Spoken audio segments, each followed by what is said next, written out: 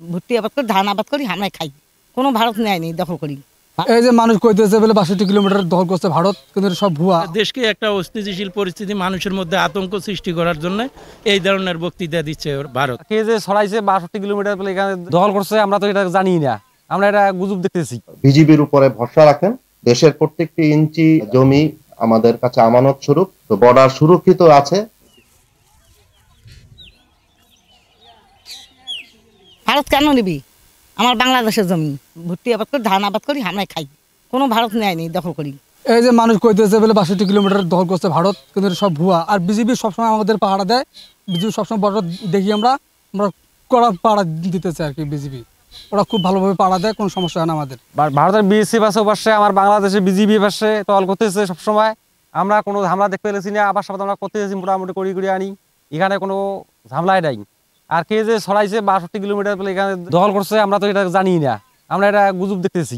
এরা গুজব ছড়াইতেছে, অন্য অন্য দিক দিয়ে হয়তো ঝামেলা হইতে পারে। আমার বর্ডারে এখনো কোনো ঝামেলা হয় নাই, এ পর্যন্ত দেখিও নাই, আশা করি দেখবও না। আমাদের বিজিবি সবসময় টহলরত অবস্থায় থাকেন এবং তারা তাদের দায়িত্ব বাংলাদেশের সার্বভৌমত্ব এবং সীমান্ত অটুট রাখার জন্য সর্বাত্মক চেষ্টা অব্যাহত রাখে। সামনে নির্বাচন, এটা দেশকে অস্থিতিশীল করার জন্য যে এই ধরনের একটা গুজব বা ইন্দিয়ালা ছড়াবে, এটা মিথ্যা বানোয়াট। এটা দেশকে একটা অস্থিতিশীল পরিস্থিতি, মানুষের মধ্যে আতঙ্ক সৃষ্টি করার জন্য এই ধরনের বক্তৃতা দিচ্ছে ভারত। আমরা অনেক রক্তের বিনিময়ে এই স্বাধীন রাষ্ট্র পেয়েছি, এই রাষ্ট্রের মধ্যে কারো হস্তক্ষেপ আমরা কাম্য করি না। সামাজিক যোগাযোগ মাধ্যমে সম্প্রতি নিউজটা খুব ভাইরাল হয়েছে এবং সম্প্রতি সেটা আমাদের দৃষ্টিগোচর হয়েছে যে আমাদের পার্শ্ববর্তী দেশের যে সেনাবাহিনী আছে তারা নাকি আমাদের লালমনিরহাট জেলার 62 কিলোমিটার অংশ দখল করে নিয়েছে।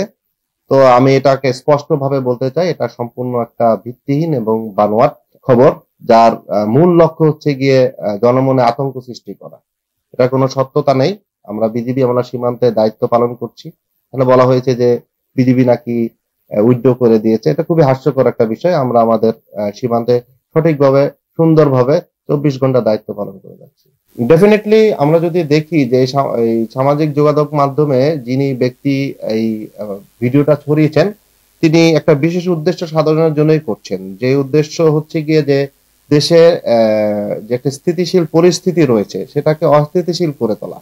বিশেষ করে সীমান্ত একটা স্পর্শকাতর বিষয়, যেখানে দুটি দেশ সম্পর্কযুক্ত, সে জায়গাটাকে অহেতুক অস্থিতিশীল করাটাই হচ্ছে কি তার মেইন উদ্দেশ্য। তো আমরা সেটা আরো গোয়েন্দা তৎপরতা বৃদ্ধির মাধ্যমে তার যে মূল উদ্দেশ্য, এর গভীরে যদি আরো কোনো কিছু থাকে সেটা বের করার চেষ্টা করছি। আমার প্রিয় দেশবাসীর প্রতি একটাই অনুরোধ থাকবে, আপনারা বিজিবির উপরে ভরসা রাখেন। দেশের প্রত্যেকটি ইঞ্চি জমি আমাদের কাছে আমানত স্বরূপ। সেই জমি রক্ষা করার জন্য আমাদের বিজিবির দেশপ্রেমিক সদস্যরা 24 ঘন্টা রাত দিন নিরলস পরিশ্রম করে যাচ্ছে। তো বর্ডার সুরক্ষিত আছে, তো অযথা আতঙ্কিত হওয়ার কিছু নেই, আমাদের দেশ সুরক্ষিত আছে, এটাই বলতে চাই। সীমান্তবাসীর উদ্দেশ্যে একটাই কথা যে বিজিবিকে সহযোগিতা করেন। আপনাদের সহযোগিতা এবং তথ্য ছাড়া আমরা সবসময় পাশে ছিলেন এবং ভবিষ্যতে সীমান্তবাসী আমাদের পাশে থাকবে, এটাই আমরা